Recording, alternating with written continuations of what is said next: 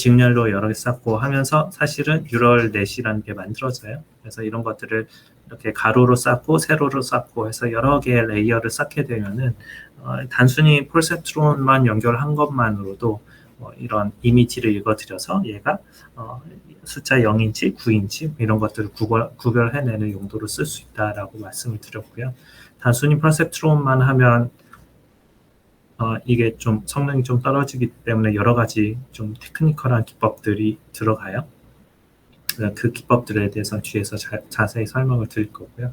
그 AI 모델에서 가장 중요한 거는 두 개입니다. 하나 아키텍처이고 두 번째는 파라미터예요. 아키텍처는 모델의 모양이고 이 모양은 보통 사람이 정해요. 연구하는 사람들이 이러한 모양으로 그러니까 뭐 서로 어떻게 연결되고 뎁스가 어떻게 연결 얼마나 깊고 그 다음에 액티베이션 펑션은 뭘 써야 되고 뭐 이럴 때 이제 이 아키텍처는 어떤 용도로 성능을 잘 발휘를 한다 이런 식으로 연구자들이 연구를 계속하고 있고요. 파라미터는 보통 딥러닝이라는 과정을 통해서 파라미터를 정합니다. 데이터를 넣고 GPU에 넣고 몇 번 며칠 동안 돌려요. 그럼 파라미터가 정해지거든요. 그러면은 그 과정을 학습이라고 하는 거고요. 학습을 통해서 이제 정해지는 게 파라미터인 거죠. 그래서 인공지능 모델 하면 딱 두 가지예요. 하나는 아키텍처. 아키텍처는 구조에 대한 거. 파라미터는 구조 속에 들어가는 이제 점점 그 숫자들의 집합이었고요. 지난 시간에 그 아름 씨가 뭐 물어봤죠? 그 무슨 웜이었는데 오픈 웜 프로젝트였나? 그 아주 작은 예쁜 꼬마 선충. 예쁜 꼬마 선충. 예쁜 꼬마 선충 같은 경우는 요게 다 나와 있어요. 아키텍처가. 근데 아키텍처는 나와 있는데 파라미터는 안 나와 있거든요. 왜냐하면 현재 기술로 신경과 신경이 얼마나 떨어져 있는지 이거를 찾아내는 게 굉장히 어려워요. 너무 미세해서. 그래서 예쁜 꼬마 선충에 있는 뉴럴넷을 그대로 모사를 하고 기계 학습을 통해서 파라미터를 정한 거예요. 그러니까 영혼을 복사할 수는 없는 거지. 그랬을 때 뭐 예쁜 꼬마 선충이 잘 움직이더라 이런 거를 실험적으로 사람들이 증명을 했어요. 아키텍처는 어떻게 정하냐 하면은 아키텍처 뭐가 있냐 하면 가장 간단한 퍼셉트론이라는 이런 기본적인 거 Y는 fx가 있고 이것들을 딥하게 쌓은 거를 이제 딥 뉴럴넷, 풀리 커넥티드 레이어, 멀티 레이어 퍼셉트론 여러 가지 방법으로 불러요. 덴스넷이라고도 부르기도 하고요. 그리고 보통 사람이 뭔가 물건을 볼 때 쭉 위아래 양옆으로 훑어보잖아요. 그런 눈의 움직임을 어떻게 보면 모사를 한 거예요. 그래서 컨볼루션이라는 건 뭐냐면은 이거를 이 커널이라는 네모칸을 쭉 훑어요. 쭉 훑으면서 특징을 찾아내고 특징의 특징을 쭉 찾아낸 다음에 여러 가지 이제 그 이미지의 특성들이 모아지면 그거를 이용해서 이제 fully connected 레이어 앞에 얘기했던 요거죠. fully connected 레이어를 이용해서 분류를 시켜요. 그러면은 현재 기술로는 이거를 한 152층 정도 쌓거든요. 그 레스넷이라는 아키텍처가 있는데 이거를 한 층, 두 층에서 152층을 쌓아요. 쌓으면은 사람보다 훨씬 더 잘 구분을 해요. 그러니까 사람은 얘가 고릴라인지 원숭이인지 헷갈리는데 얘는 사람보다 더 잘 맞추는 거죠. 그래서 CNN이라는 아키텍처가 있고 CNN은 보통 이미지를 분류할 때 많이 활용을 합니다. 그 외에도 RNN이라는 게 있는데 RNN은 C계열 데이터 같은 거 처리를 할 때 사람의 언어라든지 주식의 동향이라든지 이런 거 처리할 때 많이 사용을 하고요. 그 다음에 제너레이티브 모델이 있어요. 여러 가지 제너레이티브 모델이 있는데 그 중에 제일 유명한 게 이제 겐이라는 모델이 있거든요. 이 겐이라는 모델은 하나는 이제 모델을 생성하고 하나는 진짜인지 가짜인지 판별을 해요. 그래서 제너레이터하고 디스크리미네이터 두 가지 모델을 동시에 학습하는 그런 모델이거든요. 그래서 요 제너레이터는 점점점 비슷한, 그러니까 실제의 이미지와 비슷한 이미지를 생성을 해내고, 디스크리미네이터는 이거 실제와 가짜를 구별을 해내요. 그래서 이 제너레이터를 사용하면 세상에 없는 그림 또는 세상에 없는 캐릭터, 세상에 없는 뭐 여러 가지 이미지 이런 거를 제너레이터를 통해서 만들어낼 수가 있고요. 그리고 디스크리미네이터를 활용을 하면 이상 탐지할 때 활용을 할 수가 있죠. 이게 진짜인지 가짜인지 구분해내는 게 디스크리미네이터니까요. 그래서 여기 있는 거 저번에 이거 설명하지 않았나요? 설명했죠. 네, 이게 그 겐을 이용해서 만들어낸 그림들이고요. 여기부터 설명 안 했던 것 같아요, 맞죠?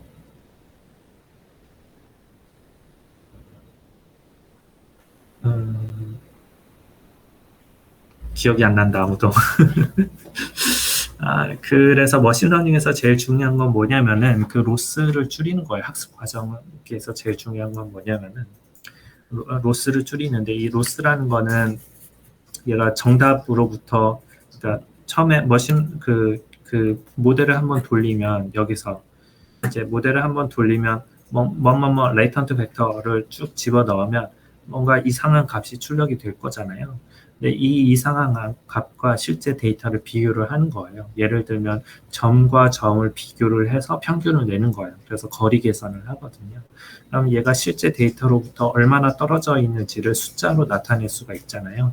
그 숫자를 점점 줄여가면은 이 이미지에 비슷한 이미지가 되는 거거든요. 그래서 로스를 줄이는 게 이제 학습하는 가장 중요한 이제 그 목표인 거고.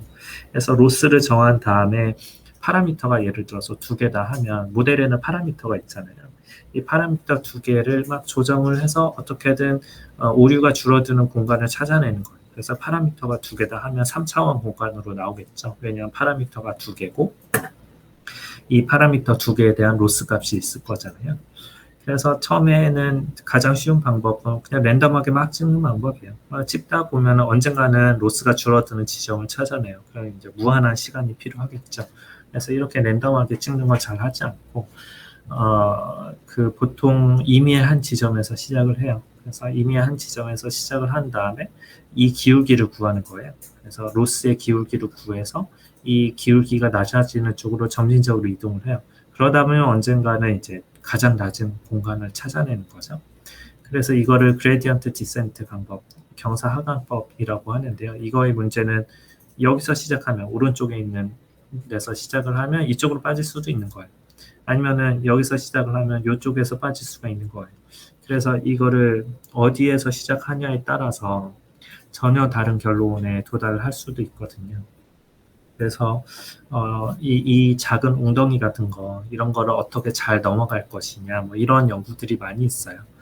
그래서 가장 좋은 방법은 좋은 이거를 옵티마이제이션이라고 하는데 로스를 줄여가는 알고리즘을 옵티마이제이션이라고 부르거든요. 이 옵티마이저를 어떤 거를 써야지 이제 정답을 잘 찾을 것인가 이런 연구들도 많이 진행이 되고 있고요. 이거에 대한 계산이 되게 많은 거잖아요. 복잡하고. 그래서 어떻게 하면 병렬 처리할 것인가 이런 연구도 많이 진행이 되고 있습니다. 결국은 AI 모델은 아키텍처와 파라미터 두 개로 구성이 되는데 파라미터를 그러니까 정답을 제일 잘 맞추는 그러니까 정답과 제일 가까운 파라미터를 찾는 것이 목적이잖아요. 머신러닝의 목적이잖아요. 그래서 이거를 이제 경사 하강법 이런 거를 이용해서 이제 파라미터를 찾아낸다는 거고요. 문제는 여기서는 파라미터가 두 개잖아요. 근데 보통 파라미터가 100만 개, 1000만 개 정도 되는 경우가 있어요. 그러면은 파라미터가 두 개일 때야 저희가 이렇게 그림을 그려낼 수가 있죠. 3차원 공간 상에. 근데 파라미터가 4개만 돼도 그림을 못 그리거든요. 그러니까 사람은 3차원까지밖에 인식을 잘 못하잖아요. 파라미터가 4개면은 상상의 범위를 넘어가는 거예요. 파라미터가 3개만 되더라도. 근데 보통 파라미터 개수가 뭐 10만 개, 100만 개 정도 되면 그림도 그릴 수가 없고 수학적으로밖에 계산이 안 되는 거예요. 그래서 로스 공간이 굉장히 복잡한 거죠. 그래서 뉴럴넷이 왜 동작하는가에 대해서는 여러 가지 설이 있어요.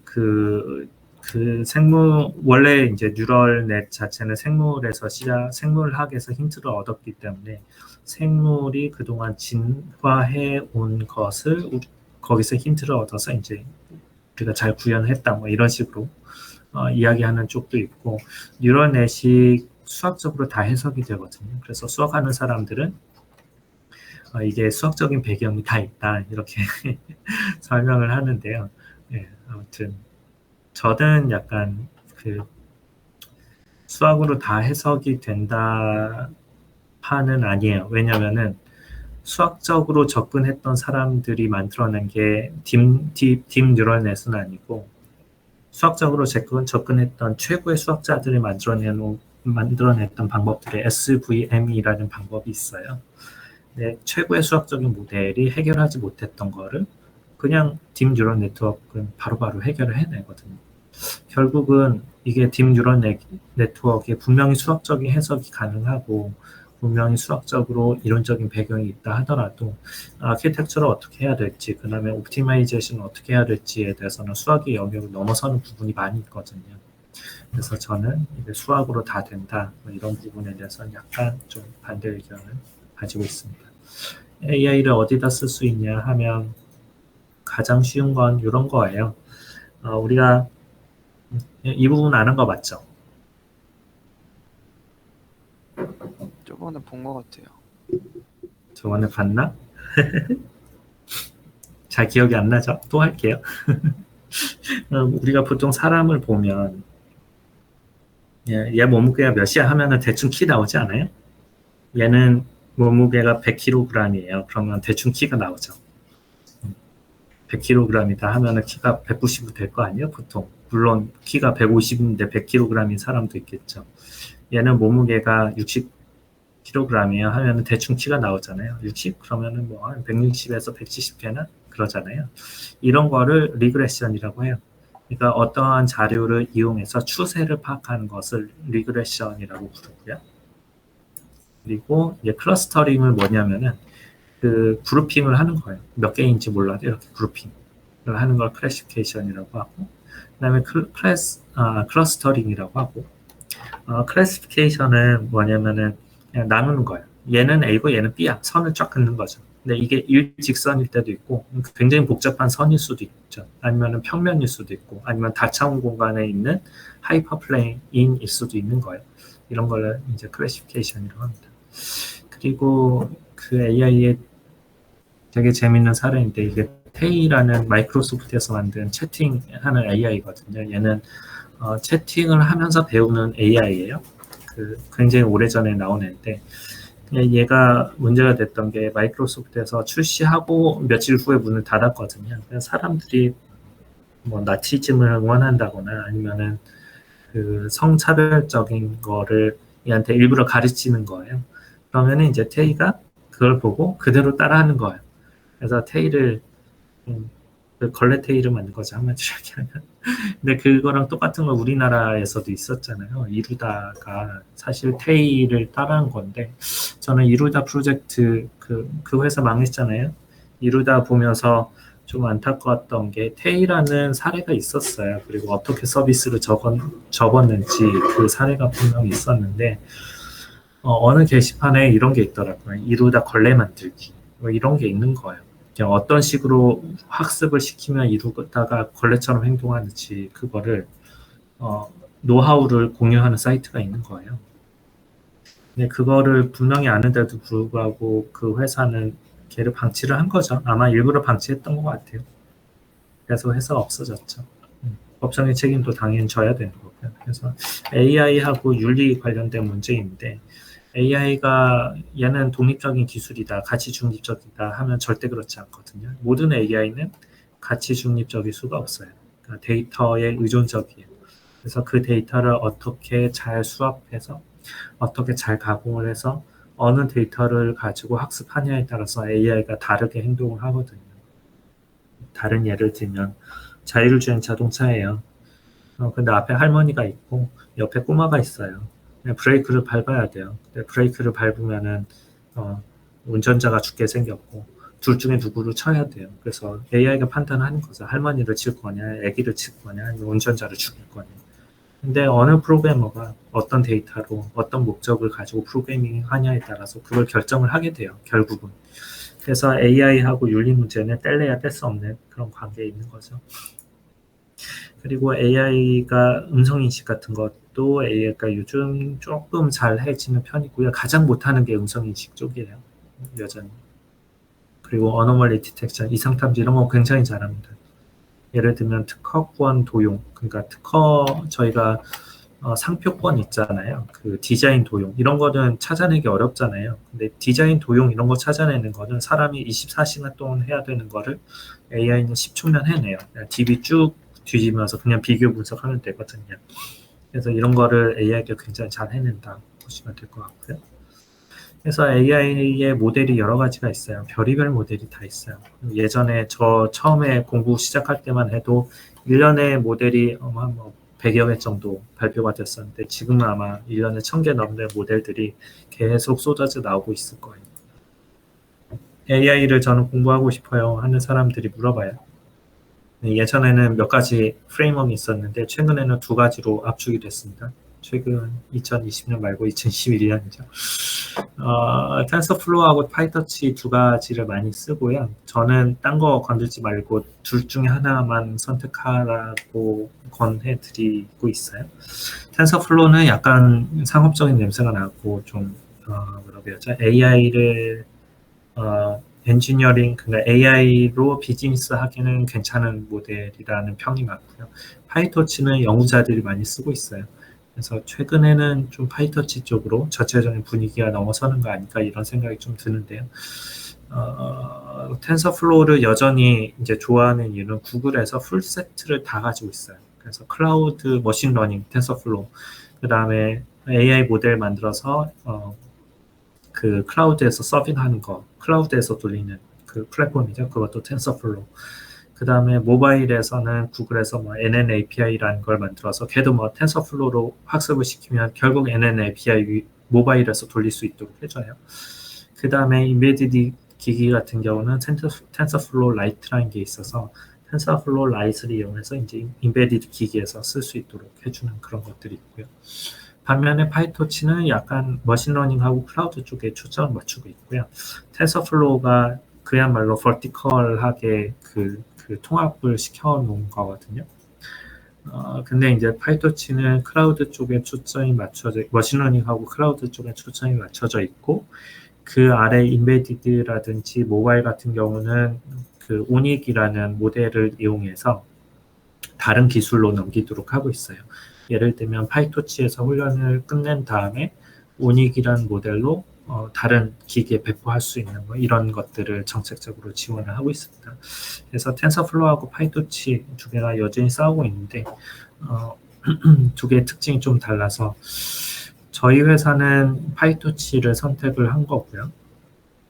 모든 모델은 이제 파이토치로 만들고 있습니다. 그리고 AI로 어떻게 하면 돈을 벌 것인가? 가장 쉬운 거는, 가장 대중적인 거는 AI 모델을 만들면 그 모델이 거의 대부분 GPU에서만 돌아가거든요. 거의 대부분의 모델이 굉장히 무거워요. 그래서 이건 이제 클로바에 있는 서비스인데, 엔클라우드라는 그러죠. 그 네이버에서 만든 서비스인데, AI 모델을 만들고 그걸 클라우드로 제공을 하는 거예요. 예를 들면 챗봇이라든지 OCR 이런 것들. 그러니까 이미지를 사진으로 찍으면은 그거를 이제 OCR 형태로 제공해 주는 거. 오브젝트 디텍션, 얘가 사람인지 뭐 자동차인지 이런 것들을 구분해 주는 것들. 이런 것들을 클라우드 API 형태로 제공을 해 주는 거예요. 이런 서비스가 이제 클라우드 서비스 형태가 있고요. 그 다음에는 AI에 특화된 하드웨어를 판매하는 겁니다. 이가 엔비디아에서 나온 건데 엔비디아가 이 분야에서는 거의 시장을 독점하고 있다고 보셔도 돼요. 그래서 GPU를 작게 만들어서 인베디드 기기에서 사용할 수 있도록 해주는 게 있고, 그 다음에 오닉이라는 게 있고요. 저희랑 매우 관련이 깊은 거죠.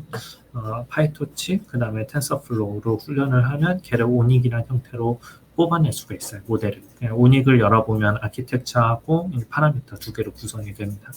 그래서 AI 모델을 오닉이라는 형태로 뽑아내면 걔를 데스크탑에서 돌릴 수 있고 모바일에서 돌릴 수 있고 클라우드에서 돌릴 수 있다고 얘기를 하는데 실제로는 거의 대부분 서버에서만 돌고 이제 모바일이라든지 좀 인베디드 기기 이런 데서 돌릴 때는 약간 좀 그 장벽이 있죠. 그리고 이거는 구글의 자회사인 코랄이라는 회사에서 만든 건데 이 안에 아주 조그마한 이제 그 NPU가 붙어 있어요. 요 네모가 NPU인 거예요. 이 NPU가 저희 300만 원짜리 맥 맥 프로 CPU랑 거의 비슷한 성능을 내요. 이게 전체적으로 명암 크기거든요. 그리고 이 조금만 손톱만한 녀석이 NPU라는 프로세서인데 인베디드용 그 NPU 이렇게 보시면 돼요. 자, 이런 것들을 USB 형태 아니면 보드 형태 이렇게 칩 형태로 판매를 하고 있고요. 그래서 AI 모델을 만들면 그 무거운 AI 모델을 어떻게 하면 인베디드 기기에서 잘 돌릴 것인지 이런 것들을 제품화해서 이미 판매를 하고 있습니다. AI 역사는 간단하게 짚고 넘어갈게요. 1950년대부터 시작을 했고 IBM 왓슨이 떴다가 이제 IBM이 왓슨을 버리기로 결정을 했죠. 그리고 저희가 AI, 특히 딥러닝에 대해서 알게 된 거는 2015년에 구글 딥마인드 알파고가 나오면서 이세돌하고 이렇게 싸워서 이겼잖아요. 그러니까 이세돌이 그러니까 알파고랑 싸워서 이긴 유일한 사람이 됐어요. 네. 그러니까 그 한 번이라도 이긴 유일한 사람이 된 거죠. 이때 사람들이 주목을 그 딥러닝에 대해서 주목을 한 것 같아요. 그래서 2015년 이후부터 딥러닝이 무엇인지 사람들이 궁금해했고 이때부터 열심히 딥러닝을 파기 시작했죠. 이거 나온 다음에 국내에서도 인공지능 대학원을 만들겠다 정책 발표하고 해서 저도 그 혜택을 입고 있는 사람이고요. 머신러닝이 무엇이냐 하면 머신러닝이라는 개념은 옛날부터 있었어요. 딥러닝이라는 게 나오면서 머신러닝이 없으면 딥러닝은 불가능하거든요. 그래서 딥러닝 하면서 이제 머신러닝 하고 이게 이렇게 연결이 된 거고요. 그리고 인공신경망은 원래는 이제 생물을 거의 그대로 모사를 해서 수학적인 공식으로 표현한 게 인공신경망이고요. 다층 신경망이라고 하는 이유는 이게 레이어라고 불러요. 이렇게 세로 줄 하나를 레이어라고 부르거든요. 이거는 2층짜리인데 첫 번째 층을 빼고 이렇게 히든 레이어 하나, 아웃 레이어 하나 이렇게 두 개가 있거든요. 그래서 2층짜리 레이어가 있는 인공신경망이에요. 근데 왜 딥러닝이라고 하냐면 이 레이어가 여러 개인 거예요. 그래서 이렇게 2층짜리는 학습을 시킬 수가 있는데 이게 4층, 5층만 돼도 학습이 굉장히 어려웠었어요. 예전에는. 그래서 4층 이상 정도 되는 거를 딥러닝이라고 보통 부르고 4층 이상 되는 거는 그렇죠. 예전에 학습이 안 됐었는데 캐나다 토론토 대학교의 제프리 힌튼 교수님이 이거를 학습시킬 수 있는 기법들을 발견해낸 거예요. 찾아낸 거죠. 그러면서 딥러닝이라는 새로운 용어가 이제 탄생을 한 거고 원래는 그냥 머신러닝이에요. 네, 그러면은 왜 2014년부터 딥러닝이 이제 뜨기 시작했는데 왜 그랬냐 하면은 첫 번째는 GPU를 썼어요. 그 학습할 때 딥러닝을 학습할 때 정말 많은 계산량이 필요해요. 그런데 GPU를 활용하면서 그 계산 시간을 엄청나게 줄인 거죠. 그래서 딥러닝이 의미가 있게 된 거고요. 이 그림은 유튜브. 예. 바로 나왔으면 좋겠는데 안 나오네요. 이게 제가 말로만 설명을 드리면은 그 벽돌 깨기 게임 있잖아요. 딥마인드라는 회사가 영국 회사인데 벽돌 깨기 게임을 하는 거예요. 한 20분에서 30분 정도 훈련을 하면은 얘가 단순 게임만 하는 게 아니라 전략적인 것까지 다 하는 거예요. 그래서 구글에서 딥마인드를 조 단위를 주면서 구매를 했죠. 그래서 지금은 이제 구글의 딥마인드라는 회사가 됐고요. 딥마인드라는 회사가 이게 학습이 지도학습, 비지도학습이라는 게 있습니다. 지도학습과 비지도학습의 가장 큰 차이점은 데이터에 사람이 라벨링을 안 해주면 비지도 학습이에요. 라벨링이란 건 뭐냐면은 여기부터 여기까지는 사람이다. 여기부터 여기까지는 개다. 이거를 다 구분을 해주는 거거든요. 근데 그런 구분 없이 그냥 데이터만 넣고 학습을 하는 거예요. 그거를 비지도 학습이라고 하고요. 비지도 학습에서 가장 많이 쓰이는 알고리즘은 이렇게 분류하는 거 있잖아요. 클러스터 1, 2, 3 분류하는 거. 이런 거는 비지도 학습으로 가장 많이 이제 유용하게 활용을 합니다. 그 외에 뭐 강화 학습이 뭐냐 하면은 얘는 약간 전략적인 판단을 하는 그 에이전트를 만드는 거예요. 그래서 특정 상황에 가다 놓고 얘를 훈련을 시키는 거죠. 그래서 얘가 액션을 하면 잘하면 칭찬해주고 못하면은 이제 점수를 깎고 이런 식으로 해서 에이전트를 계속 훈련을 시켜요. 그래서 이게 얘도 동영상이 안 보이네. 죄송해요. 이게 주차하는 건데 이게 그 앞뒤 양옆 그다음에 대각선 부분에 센서만 동작을 하는 거거든요. 이거를 한 10만 번, 20만 번 정도 훈련을 시키면 웬만한 인간보다 더 주차를 잘 해요. 문제는 이게 시뮬레이션 공간이기 때문에 100만 번, 1000만 번도 학습을 시킬 수 있는 거예요. 그러면 절대로 사고를 안 내는 그런 에이전트를 만들어낼 수가 있는 거죠. 이게 이제 강화학습의 한 가지 방법이고요. 지금 이 그림은 숨바꼭질을 하는 거예요. 페이스북에서 만든 건데 숨바꼭질을 하는 동영상이고 이 계속 학습을 시키면은 정말 기발한 아이디어들을 내요. 예를 들면 도망가는 애들이 문을 막아버린다든지 아니면은 스티커 그러니까 찾아야 되는 애들을 가둬버린다든지 방 안에 가둬버린다든지 여러 가지 방법을 씁니다. 그래서 동영상 보시면 되게 재밌을 거예요. 그러니까 저희 발표 자료 올라가 있으니까 그거 한번 보셨으면 좋겠어요. 왜 이제서야 퍼셉트론이라는 개념은 1970년대 이미 나왔던 개념인데 왜 이제서야 딥러닝이란 게 뜨느냐 물어보면은 두 가지 이유에 하나는 데이터가 많아졌고요. 두 번째는 GPU를 써서 엄청난 양의 계산을 한 번에 처리할 수 있기 때문에 가능해진 거예요. 그래서 데이터가 많아지고 그 다음에 하드웨어 성능이 높아졌기 때문에 그 많은 데이터량을 처리해낼 수 있는 거죠. 그래서 딥러닝이 요즘 뜨고 있다 보시면 될 것 같습니다. 제가 간단하게 요약한 AI 현재와 미래. AI는 되게 잘하는 게 있어요. 그러니까 특정 상황에서 이미지를 인식하거나 아니면은 비디오 안에서 뭔가 인식해내는 거 이런 거 잘해요. 그 다음에 특정한 상황에서 이렇게 사람처럼 게임하는 거 이런 것도 굉장히 잘하고요. AI가 못하는 거 복잡한 게임 잘 못해요. 그리고 전략적인 사고 잘 못해요. 음성 인식 잘 못해요. 그래서 AI가 잘하는 부분, 못하는 부분이 좀 나눠져 있고요. 그리고 AI는 상식이란 게 전혀 없고 감수성이란 거 전혀 없습니다. 그리고 언어 처리 굉장히 어려운 분야인데 이거 여전히 못하고 있고요. 그 AI 윤리에 대해서 얘기하면 이건 중국에서 실제 동작하는 AI인데요. 이 AI가 무단횡단하는 사람을 찍어서 전광판에 이 사람을 그냥 이렇게 그냥 다 공개를 해요. 그런 무서운 거를 중국에서 실제 하고 있대요. 그래서 무단횡단을 못하도록. 문제는 이게 자동차 광고인데 전광판에 이게 나온 거예요. 이 사람이 무단횡단을 했다고. 보시면 자동차 옆에 이제 광고를 붙여놓은 거예요. 이게 IT 계열의 굉장히 유명한 CEO래요. 근데 그 AI는 무단횡단을 했다고 생각을 하는 거죠. 네, 그래서 자동차 광고판에 붙어있는 얼굴을 인식해서 이 사람이 이렇게 좀 뭐라고 했죠? 무단횡단했다 전광판에 띄운 상황이고요. 상식적으로 이게 사람의 크기랑 사람의 얼굴이 이렇게 클 수는 없잖아요. 그 다음에 굉장히 빠른 속도로 지나갔을 텐데 사람이 옆으로 얼굴만 둥둥 떠서 지나갈 수도 없잖아요. 이건 사람이 아니거든요. 이런 거를 구분 못하는 거 그건 AI 한계인 거고요.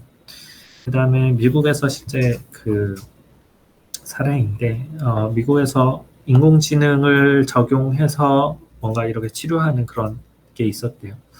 그런데 인디언 같은 경우는 소수민족이다 보니까 그 혜택을 못 받는다고 해요. 그러니까 AI 자체가 백인들 위주로 데이터셋이 구축되어 있어서 그 소수민족인 인디언들은 혜택을 못 받았다고 해요. 그래서 이런 부분 아까 얘기했던 테일 같은 경우 그 다음에 우버에서도 교통사고가 났었죠. 완전히 어두운 데서 사람이 갑자기 튀어나온 거예요. 이제 들이밀었죠. 그래서 사망사고가 발생을 했는데 이런 것들이 이제 AI가 현재 사회로 들어오면서 발생하는 여러 가지 문제점들이고요. 이걸 어떻게 해야 될까 하는 거는 약간 기술적인 문제라기보다는 정책적인 문제로 남아 있습니다. 혹시 궁금한 거 있으세요?